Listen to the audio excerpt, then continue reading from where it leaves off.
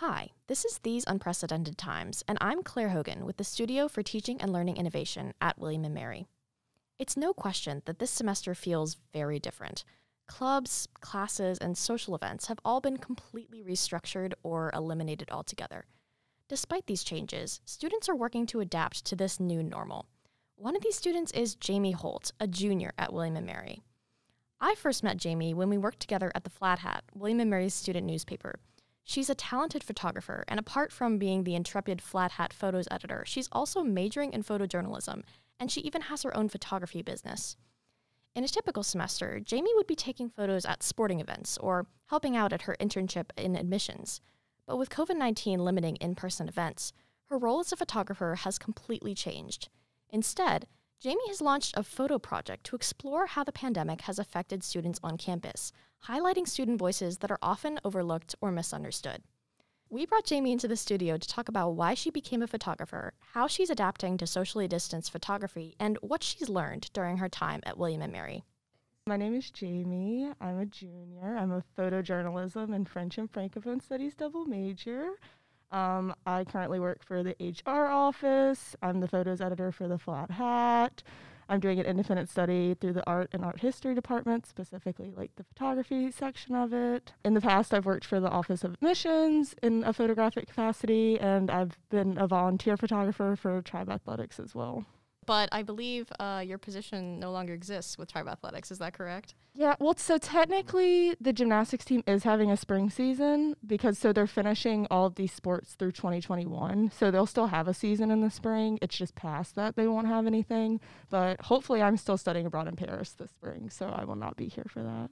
That's exciting. So your major combination is kind of interesting because I know that William & Mary does not technically offer a photojournalism major. So how are you doing that? You're correct. So I'm a self-designed major, although currently I'm finishing all the paperwork for it, which has been a nightmare because I was trying to do it before COVID hit, and then COVID hit, and the office was like, we're not filing these right now because we're not here. Yeah. And so now I'm like actually doing all the paperwork. So pretty much you write like a 1-page, this is why this is a legitimate thing. Please let me study this because I have no other options and cannot transfer this late. And like pick courses from, they want 3 like main departments, but you can have like a few from like other ones scattered without. So like mine are in the art and art history department, the English writing kind of department, and then some in the film and media studies department with a little bit of anthropology mixed in. Interesting. So what specific classes are you taking, and like what are you learning in those classes that sort of like applies to photojournalism? So currently I'm in a fake news class through the film and media studies department, which is like really relevant with the election coming up. So I've learned a lot even about like deep fakes, QAnon, all of that stuff that's kind of like exploding right now in the media. And then obviously like just regular like intro to photography, color and digital photography, things like that. So did you come into William & Mary like knowing you wanted to do photography? Like how did you end up at a school without a photography program? I'm like literally the worst when it came to college. I went on no tours. I did like no research into any schools. I applied to 4 colleges, got waitlisted by my top choice and was like, oh shit. And I forgot I applied to William & Mary. Fun fact. Told everybody I was going to tech, got the acceptance email and was like, I applied here? And was super confused. I'd never even been on William & Mary's campus. My guidance counselor made me apply here, like as a joke pretty much, because nobody had come here from my high school in forever.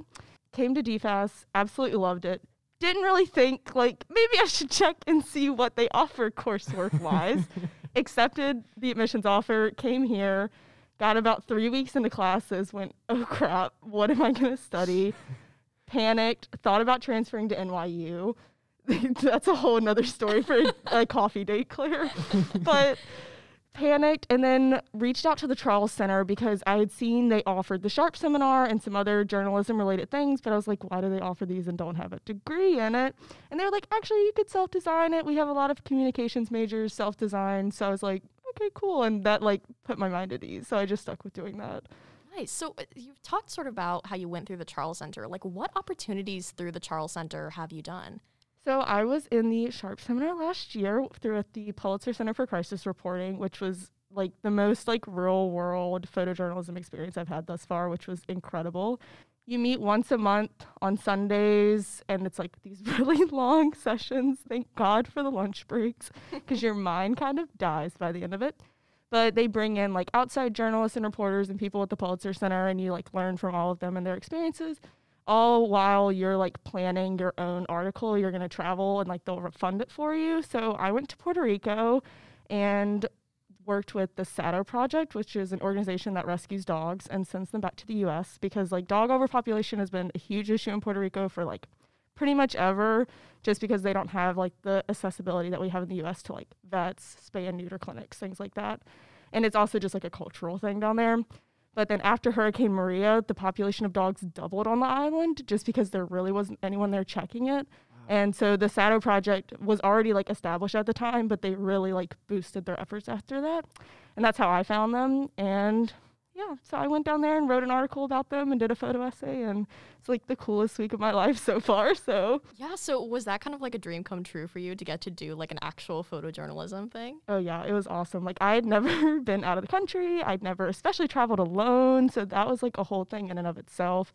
I grew up in like a super small rural town and had never seen the world in any capacity. You remember, you were on my first flight when we went to California. Yes. It's the first time I was ever on a plane, my freshman year. Terrifying experience. So yeah, like just in and of itself, like that aspect I was super excited about, but I was just really excited to actually be like, this is something I photographed. This is something I covered, and like be really proud of something that I've done. Cause like, I feel like a lot of artist types like never are proud of the work that they do. Like we do it and then we're like, a few weeks later, we're like, this is absolute trash. Why did I do this like this? But like genuinely that article, like it's been almost a year now and I'm still really proud of the work I did for it. So when you went down there, like what was that like? Were you talking to the organizers? Were you like interacting with the dogs? Like what were you doing down there? So my first day there, I actually like kind of just spent the day traveling around and getting to feel out like the city. And the next day I met with the founder of the organization, Chrissy Beckles, her husband, and then actually this is such like a side tangent. I don't know if you guys know the Doggist in New York City. He like takes pictures of street dogs. He has like 3 million followers on Instagram. Well, his brother actually adopted a dog from the Sato Project and was there the same week as me. So I got to hang out with him. He was doing like a rediscovering his dog's background like thing. So I met up with all of them on Saturday and we went around to like the different medical clinics that they work with. We met some of the volunteers that they do things with. And then like throughout the weekend and throughout the week, we went on like different rescue missions. So I got to like live action see some of the rescues they were doing. And then so they have freedom flights, which is when they actually like take the dogs and like fly them out to New York. And they're normally like in the middle of the night on these private planes. And so I was actually there for the one they did in December. So I left during finals week. I took all of my finals in 2 days, which was awful. Oh my gosh. Went there for that weekend and I got to watch them transport 130 dogs to the US like overnight, and it was like the coolest thing I've ever done. So yeah. Wow. Well, that just sounds like a really interesting thing to capture with like photography. Could you talk about what it felt like to show up, especially after taking all those finals and having such a stressful time, to show up at that scene and like figure out how to capture that meaningfully? What was that like for you? Yeah, so I tried really to focus on like the thing. So luckily this organization like hadn't been really exposed to the media in the past. They'd had a couple articles written about them. That's one of the reasons I really wanted to cover what they were doing, because it's like very valuable, important work, and I really didn't see it being covered a lot or talked about a lot. So I was hoping like one, my article could help bring some attention to their organization and like the awesome stuff that they do for dogs. So part of the issue, one, it was the middle of the night. The plane departed at 1 a.m., so it's pitch dark. We're on this like private tarmac behind the San Juan airport. Wow. And why were they sending the airplane out in the middle of the night? so based on like since Puerto Rico is such a small island, you have to like be really careful with like when planes are coming on and off, especially being behind the major airport to the island. So you have to pay for certain like hours for you to like take off and land planes. So the cheapest hours are in the middle of the night because nobody wants to get on a plane in the middle of the night. So like their whole thing is, since they're entirely like volunteer nonprofit based, they're like, we have to do like the cheapest option. So normally it's in the middle of the night to save money. Wow. So yeah, pitch black, middle of the night, and then it starts raining. Oh it's like sprinkling the whole time. So I'm trying not to get my camera wet. while still like doing everything. Luckily, the owner of the organization is actually from the UK, so she speaks perfect English. But then with a lot of the volunteers, there was kind of like a language barrier between Spanish and English because I don't speak Spanish in any capacity. So then the language barrier was part of an issue. But really, I just tried to be an observer. I didn't want to put myself into it too much. I wanted to just see, like, they normally do these every few months, probably every 2 to 3 months. After following Hurricane Maria, though, they did like 3 in the span of a week, which like was insane. But like seeing it once, I couldn't imagine doing that 3 times in 1 week. But so I really like just tried to be a passive observer and just watch the entire thing happen. So I took pictures of like the volunteers in particular, dogs in the crates. Like the crates themselves were labeled with like the dog's name, like possibly where they were going, because they dropped a few off in Florida and the rest went to New Jersey. I really tried to make sure I was taking pictures of the things that like if someone else was covering it that they wouldn't take, if that makes sense.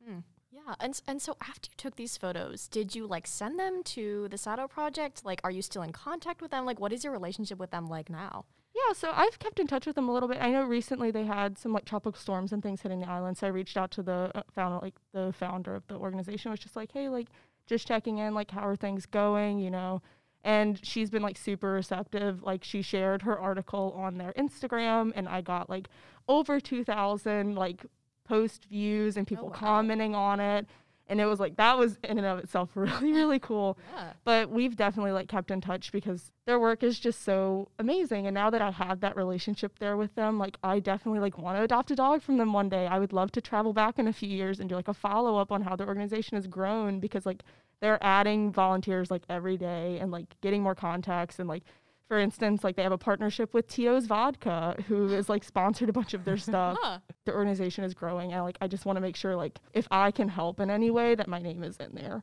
So I email them probably once a month every now and then, just like checking in. So I've definitely tried to keep in touch, and I keep up with their work, especially like dogs that I saw on the Freedom flights. Like they post updates with like the owners and stuff. So it's like really cool to be like, oh my God, like I saw that dog taking their Freedom flight, and now they're like in this happy home with their family. And like, it's just the coolest thing to see.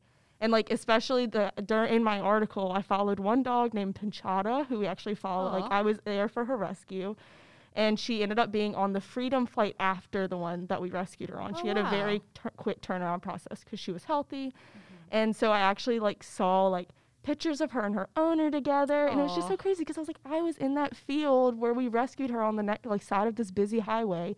And now I get to see like the final product of her being in a happy home. It's just like the coolest thing, you know? So do you see photography and photojournalism as like a way to connect with people? Like what sort of drives you to be a photojournalist? I think images are like the most important thing in like mass media right now, because constantly you're having headlines thrown at you, you're having like content thrown at you like all the time. Like it's very overwhelming how much news is coming out nowadays, and it's so easy to scroll and like just go, if it's just text, it's so easy to just like blur through it. But like if you see a picture and you're like, oh my God, like what is this picture of? Who's in it? I need to know like who is this child in this image that, you know, like is getting treated for something, or like what is this like giant massive hole in the side of this building? Like photos I think are what like capture people to read a story, because I feel like it's very easy to just breeze through words. But I feel like images are like really like give you a sense of place. They connect you to the people in the article. They connect you to the place that's being covered. Like I just think images are like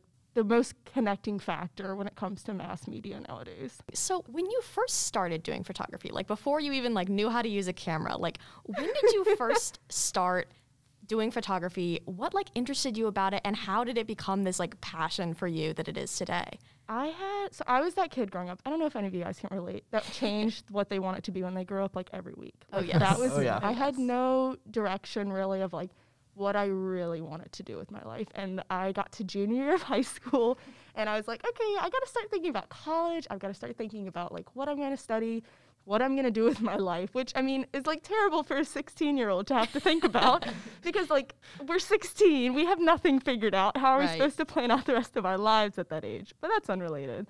And I was in my yearbook class because the advisor was a good family friend. She pretty much forced me to take the class. I'm not mad at her now. I was mad at the time. And it was a Friday. She was like, we need someone to take pictures of the football game. And everybody walked out the door. And I wasn't paying attention. So I was sitting there, like, cleaning up my stuff, ready to go to my next class. And she walks up to me, and she laid the press pass on my table and said, "You're going to go take pictures of football tonight." And I was like, I have never used a camera in my life. Like, I mean, of course, like, I had made, like, little digital, like, the teeny Olympus cameras and things like that. But, like, I had never used, like, an actual camera. Yeah. So then I spent the next 3 periods Googling how to use a camera, literally like on the class laptops being like, how to take pictures on Canon. Literally like that's what I searched. It was so bad. Went to the football game that night. It was atrocious. I look back at the work I did in high school and I'm like, oh my God, what was I doing back then?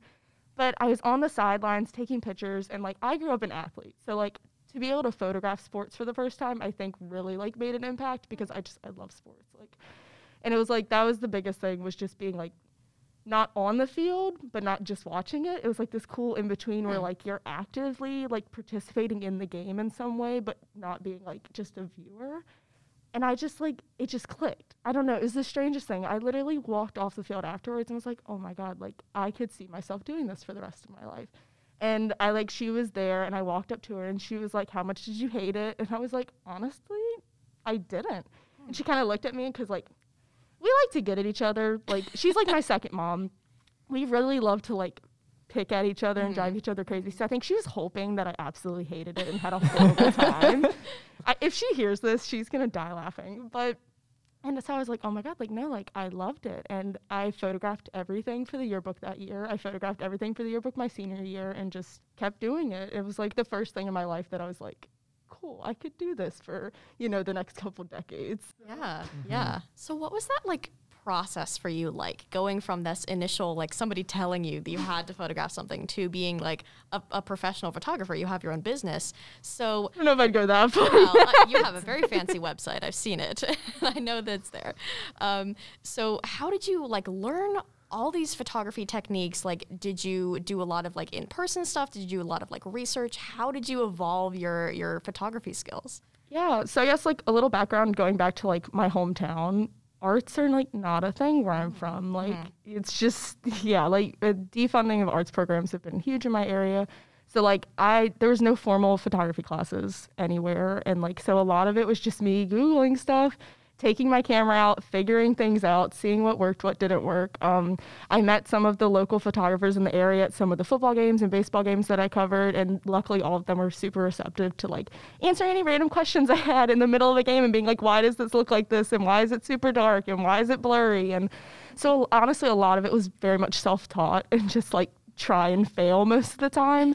But every now and then, like, I'd get one really good picture, and I was like, okay, like, this is worth it. Like, I could take 100 trash photos, but if I get one good one, like, it made it worth it. Yeah. And then my senior year, someone came up to me and was like, hey, like, do you do senior portraits? And I was like, sure don't. Like, have never done portraits in my life. And ended up doing their senior portraits, and they were like, you know, these were pretty good. Like, you should, like, if you need extra money, like, you should consider doing this. Huh. And so I just kept doing it, and I shot senior portraits, and I did, like, sports sessions. I did engagement shoots. And I just was like, okay, like, I want to photograph everything. Like, come to me. If, like, I did a lot of work for no pay, which wasn't great at the time, but, like, I needed that experience. And if that's how I was going to get it, then that's what I had to do. And, you know, I came to William & Mary, and I felt like I knew everything about photography. I was so confident. And I got in my first professional, like, photo class my freshman fall. It was called Photomania with Professor Dudek, who's the only photography professor here. And drives me insane most days, but I also love him at the same time. And it like wasn't like a standard photography course. It was about like historical techniques. And like I had never learned about film photography. I'd never shot film in my life. Learned about film, actually sat down, learned about composition, lighting, all of like the rule of thirds. I'd never heard of the rule of thirds before I came to college. Yeah. Learned about the rule of thirds and then took intro to photo my freshman spring. And I think that was the class where like I finally started kind of like clicking, like, okay, this is how you actually are supposed to do this. Like, because I mean, before this, like, yeah, my photos are turning out all right, but like, they weren't great. Let's be honest, they were not great. And so that's when I really like started to get really professional about it and was like, this is the right way to do things. And I started saving up money and investing in equipment and things like that. So that's super interesting. So you sort of had this like hands-on knowledge, but not like the classroom knowledge. Yeah, I'd never had like a professional like person really like sit down and teach me things about like how to even like everything was self-taught with a user manual for like this Canon camera that I still use nowadays. That was my graduation gift from my dad from high school. Yeah. And like I'm trying to upgrade, but I mean, it's like I learned that like you can have all the best equipment in the world, but if you're missing those like standard things that you need to learn to make compositionally make a good image, having good equipment doesn't make you a good photographer. And I thought for the longest time that like I had to have all the best equipment to make all the best pictures. And it's like, that's not true. Like you can go out and make like great photos with a disposable film camera from Walgreens. Like, and that was something that I really like learned when I got to school, and like that really changed how I looked at photography. So yeah. So going from your like pretty small town to William and Mary, like to study photojournalism, how do people, you mentioned that your town isn't super artsy, like how do people from your town feel about you, like being a photographer, being a photojournalist? How does that sort of go over with people? A lot of my friends were like really supportive of it. Did they understand it? No. A lot of my friends that go to different schools that were like my good friends in high school are like very STEM, math, science, engineering focused, which I'm definitely not. So like they're very supportive, but at the same time, they have no clue what I want to do for a living. But a lot of it was just like breaking the stigma that like all people that go into art-driven fields are like starving artists, or that I'm like never going to make decent money, or like this, that, or the next thing. And, like I've never cared about money personally. Like I want my work to mean something and like have a positive impact. And if that means I don't make a dime off of it, then I don't care. But like a lot of it was just trying to break that stigma of like, no, this is a legitimate thing. Like this is an actual like career path that people do for a living. Right. That's like this thing that I'm still trying to break with some members of my family. But a lot of it was just like nobody had ever exposed, like I had never considered like roles in like news and media and things like that in high school. Like we just didn't learn about it, and nobody ever told me about it. Like I knew there were reporters, but like I thought that was it. Like, I didn't know that there were visual journalists and, like, videographers and all of these other things that work in a newsroom or work for news organizations. I never knew that. Right. And so, like, I think that's the big stigma now is, like, teaching people, like, you can do things involving art and make money. Like, you can have both. You can do, like, you don't have to be an accountant to make money. You don't have to be a lawyer to make money. Are those things great? And they probably will make more money than I will make in my entire lifetime in 1 year? Absolutely. But like you can have a creative-based passion and find a way. Like that was the biggest thing when I started falling in love with photography. My whole family was like, how are you going to make this like a legitimate job? Yeah. And that's when I found photojournalism, thank God. But like a lot of it is like, oh my God, like I love to paint, but how do I make money at that? And it's like breaking that stigma of like, you don't have to be a starving artist to do something creative with your life. Yeah. So I know for a fact that you have made money from photography. You have your own business. You've had jobs doing photos for William and Mary, I believe, right? Yeah. So how was that going from like all the free stuff you did from yearbook in high school to actually being like paid for your work? What was that like for you? It was actually really tough. And it's something I still struggle with. It's just like feeling like I don't want to like undercharge myself, but I also don't like feel like I don't want to overcharge people. So it was very strange for the longest time, like just being like, oh, I'll take whatever you want to give me. Yeah. I did that for so long. I was just like, if you want to pay me, pay me. And like, that's just not, like, I really had to start looking at it as like, I have this set of skills and I need to actually market it like it's a set of skills. It's like a legitimate practice and I need to look at it that way. And that was the biggest thing for me, like transition wise, was from going just to like doing senior photos on like a Saturday afternoon for someone and just being like, oh, like if you pay for my gas, like that's great. Right. To actually like thinking, okay, how many hours of my time am I taking the pictures? How many hours are going to be spent editing? How many hours are going to be spent uploading them and like reformatting them for my website?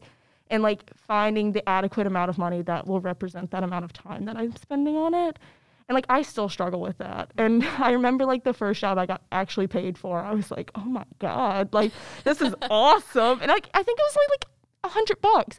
But like to me, that was just crazy because I was like, oh my God, like I did something that I enjoyed and I made money at it. Yeah. Like that's a win-win situation. Because I mean, like I'd only ever worked like part-time jobs to make money, and you hate those. Anyone can say they enjoy them. They hate them. They're lying. And like food service especially. Oh yes. Oh yes. God, food service part-time jobs. But and like so it was just like super rewarding to just be like, oh my God, like I did something I enjoyed and like I liked what I made and the product I put out. And I made money.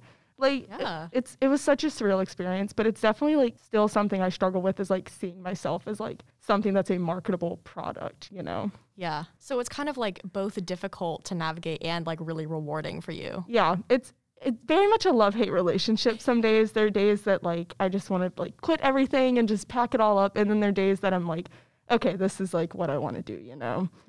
Yeah. So those first like paid opportunities, like how did you find those, and what were you photographing that you got paid for? So people did start paying me for like senior portraits, but I guess like the first like job one I got was with the Office of Admissions here at William & Mary. They needed like a student photographer to come in and take pictures of like events that they were hosting, DFAS, etc. Of course, like all of those got canceled when I was in that position because of Miss Corona. But so I photographed things from like when they did brunch events with like alumni, homecoming I photographed for them. And basically it was just like uploading the images into like a bank where other people could pull from them. And then I also helped run like their social media accounts. So I posted on their Facebook and their Instagram and things like that. So it really turned into like photography and like social media marketing, which is something I had not a lot of experience in. So it was like really cool to like I don't know the word for that, like dually, obviously not an English major, but like taking the pictures and not just giving them to someone else to like do stuff with, which is what really I had done in the past. Right. Was just being like, here's a bunch of pictures I took, do what you want with them, to now like selecting, okay, this is the one I'm going to put on the Instagram. This is going to be the caption. This is what I want to go with my image. So that was really cool to like have that experience with. Yeah, and you also mentioned, well, we're both on the Flat Hat together. That's how we know each other, the student newspaper at William & Mary. So what sorts of things do you photograph for the Flat Hat? Like, what is your typical assignment like? Everything. So like I have some great interns now. I'm super excited to have some amazing interns that I've been able to give assignments to. But gosh, I've photographed portraits of people like the provost. I've done photos of President Roe and her cats and her house. Sports, a lot of sports, which are like always my favorite to do. So I don't mind doing those. I mean, really like anything. I mean, like when we have like comedians come to campus, if we have speakers come to campus, I photographed when President Roe got inaugurated. I mean, I've had so many incredible opportunities. Just last week, me and you covered the Trump rally in Newport News, we did. Which was crazy. But like, I love the images I got there because that was a really, really awesome experience we got to have through the Flat Hat. So, I mean, really, anything anyone's like, hey, I need pictures of this, I'm like, let's go, because it's all experience. Like photography, you're not going to get any better not doing it constantly. If it's something new I can photograph, I'm down for it. So is that like one of the things that you like about photojournalism and photography in general, is that you get like a variety of things? Like, or would you rather be on like a regular beat of like always doing like wedding photos or something like that? God, no. I think having the business is great right now because it helps, you know, pay off my loans, and it's an extra source of income, which is like always welcomed. But long term, I don't see myself doing like wedding photography or senior portraits or things like that. It's great side money, but I think like what I love about photojournalism is it's ever evolving and there's always something new to do. Because I'm very much like my brain likes to jump from one thing to another. So I think being stuck in one rut for a super long period of time, like I would just get bored. Like I've even found like if there are weeks where I'm shooting a bunch of sports events, like I'll get bored because I'm getting the same like feel of emotions from these images. Like I'm getting the celebrations when they make like a layup and things like that. But like at the same time, like, and those images are great and I love them and I love shooting sports. But then like by the end of the week, I'm like, I feel the same about all of the images, you know, like I have a few that stand out to me and I'm like, these are great. And that's what I submit to like our sports section. But past that, like I'm not like really feeling it. Yeah. Whereas like with the Trump rally, I still look at those images almost every day because I'm a nerd. But I really do, like I'll pull them up and be like, oh my God, like I am like insane. Like that first image I posted of the guy's back when we were leaving the event, like that one in particular, I'm actually like super proud of this image. And like it's like a certain feeling you get when you capture something you've really like enjoyed. And I think your work is better like that too, because you're constantly like, if you shoot nothing but sports, then you're not gonna like look at things from a portrait point of view or from a landscape point of view. Like if you're photographing different things constantly, then you bring a different like view to what else you're photographing, if that makes sense. Right. Yeah, definitely. I remember that moment with you where you were like, this is the shot. Like this is a really good shot. Does that happen often to you? No. I'll tell you straight up, no. Because I'm like very much on the train of like loving my work one week and hating it the next. And it's like a very quick turnaround process of me being like, that's a great image. And then 2 weeks later, I'll be like, I'm going to delete this off my Instagram because I don't like it anymore. Whereas like, so that feeling is super rare. Like I especially, or at least I might think it to myself and be like, that's a great picture. But like for me to actively like show you the back of my camera and be like, Claire, look at what I got. Like that does not happen a lot. Yeah. Yeah. So something like the Trump rally, like that's obviously like right now kind of a divisive thing. Like politics are hard to like capture. So how do you like as a photojournalist approach events like that out of like objectivity? Like where are you coming from when you're photographing something that's kind of like requires analysis like that? Yeah, for sure. I know for me personally, like I think like, being an informed voter is super great. But outside of that, like I'm not really super into politics. Like it's just not something I keep up. I keep up with it enough to know like if something major is going on. But like I'm definitely not the person that reads, political articles every single day. Like, it's just not my vibe. And I actually think that, like, works to my advantage in some aspects, especially, like, at the Trump rally, because, I came in with knowledge, obviously. Like, everybody knows kind of the vibe that's going on right now in our current, like, environment. But, like, I really was like, okay, you know what? Like, I actually follow one of the White House photographers who does incredible work. And I was like, what are, like, things that, like, I can photograph from where I'm at? Because, like, I know, like, different photographers, depending on who they work for, have different, like, things that they're supposed to cover, if that makes sense. Like, if you're working for, like, a far right, publication, like Fox or something like that, you want to capture, like, things that might shed, like, good light on a certain thing. If you're working for, like, a more left organization, you might want to get pictures of, like, people not wearing masks and not social distancing to be like, this is not okay. Whereas, like, I'm kind of in the middle. I just wanted to take pictures of, like, what was actually happening and, like, things that struck me. So, like, for instance, there's a lot of kids there, and that was something that immediately jumped out to me because, like, my family didn't really ever expose me to politics, and I'm actually kind of grateful for that because I had a very, like, unbiased raising in that right. And there were so many kids there, and I remember specifically, you probably remember the image, there's a little girl sitting on I'm assuming, her father's shoulders. She's holding a MAGA sign, and she has a pink bow in her hair. And I just remember looking at it and being like, that to me, it was, like, heartbreaking almost because I'm like, while I'm not, like, going to express any political things right now, like, the right hasn't been representing women in this country super great recently, or at least with some of Trump's policies. And it's, like, just really saddening to me to see, like, a young girl who I'm assuming isn't educated about, like, Trump's campaign policies, supporting something that, like, could significantly, like, impact her life in the future. And, like, that was just, like, heartbreaking to me. So I took that picture, and it's one of my favorite pictures I got from the event. Every time they chanted, like, 4 more years, they held up, like, 4 with their fingers. And I have one guy doing that, and he's in focus, and he has, like, a Trump 2020 hat on, and it reads on the back of it. Really just capturing things that stand out to me, because if they stand out to me, they might not stand out to other photographers. They might, but they might not. So I think a lot of it is just being, like, aware of your environment and, like, seeing, like, if it is important to you, then if you take that picture, it will probably resonate with someone else. Yeah, so I know the Trump rally was probably one of the few, like, in-person events that we've gone to recently because of COVID. So, and as a photographer, I'm sure normally what you do is you go to all these in-person events and you take pictures. So how has COVID, the pandemic, like, impacted your business? How are you taking photos now? It's been rough, at least, like, in flat hat capacities. I haven't been able to do a lot just because, a lot of the events we're covering are virtual, or, like, it's things that are happening that might not have an in-person thing to actually cover, if that makes sense. Like, a lot of the events with, like, the Tribe 7 stuff have been, like, things being released from Tribe Athletics, and, like, I can't photograph that really, So in that aspect, it's been really rough. But at the same time, like, I've been able to make some really cool work right now. I was already signed up to do an independent study this semester, and I was going to, like, basically walk around Williamsburg and knock on people's doors and, like, talk to them and literally just, like, interview them. Because I think Williamsburg is super interesting as far as, like, the financial disparities of, like, you have super rich populations and you go 2 streets over and it's people living in motels. And so I literally just wanted to go door knock on people's, like, hotel rooms, or, like, meet people on the streets at bus stops, or, like, go through some wealthier neighborhoods and door knock and just talk to people about, like, their life and be like, how did you end up in Williamsburg? What's, like, your family status? What's your, like, life status right now? And Corona. Obviously, like, one, that's not a super safe practice, constantly coming in contact with strangers, and you can't really be super socially distant. And then, like, also, I feel like people would just be less receptive of, like, a random stranger knocking on their door in the middle of a pandemic. So then I was like, oh, crap, like, what am I going to do for this semester?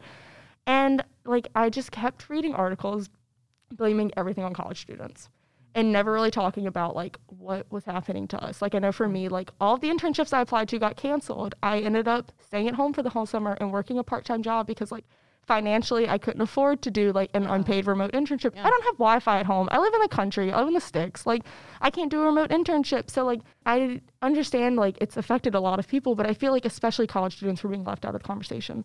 like a lot of it was like, we're blaming this all on young people, but we're not going to like actually ask like how they've been affected by this. Right. And so I was like, you know what I'm going to do? I was like, I just want to interview students about what they were dealing with. Like I knew a student that had to move back to New York and lived in a super packed apartment with their entire family for the whole summer. So like, but nobody was asking questions like that. It's kind of just like, oh, they'll be fine. They'll get over it. Like I even had my family call me a drama queen because I cried in the middle of Blaze Pizza when they delayed our move-in by 2 weeks because I was just so excited to come back to school. So to have it delayed, I was like, oh God. And I did. I got called a drama queen for that.